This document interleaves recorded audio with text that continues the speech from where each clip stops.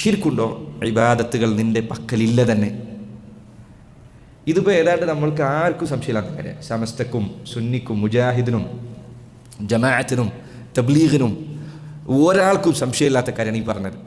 ഷിർക്ക് ചെയ്താൽ അവൻ ഇസ്ലാമിൽ നിന്ന് പുറത്തു പോകും. ഇത് ഒരാൾക്കും സംശയമില്ല.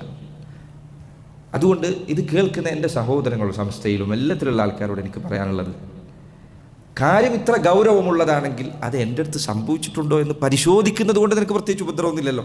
നീ ഒന്ന് പരിശോധിച്ചേക്ക്. അത് മുജാഹിദ് അങ്ങനെ പറയും, മറ്റോൻ ഇങ്ങനെ പറയും, സെൽഫി ഇങ്ങനെ പറയും, ഇവരിങ്ങനെ പറയും, ആയിക്കോട്ടെ, പ്രശ്നമില്ല.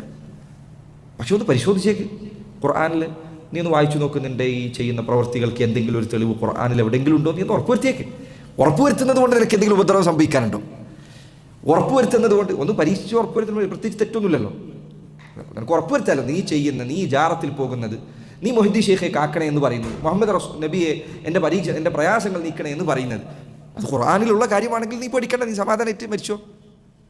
അതില്ലാത്തതാണെങ്കിൽ നിനക്ക് ഈ അപകടത്തിൽ നിന്ന് രക്ഷപ്പെടാലോ. നീ ഒന്ന് പരിശോധിച്ചേക്ക്. അതുകൊണ്ട് ഞാൻ വീണ്ടും പറയട്ടെ,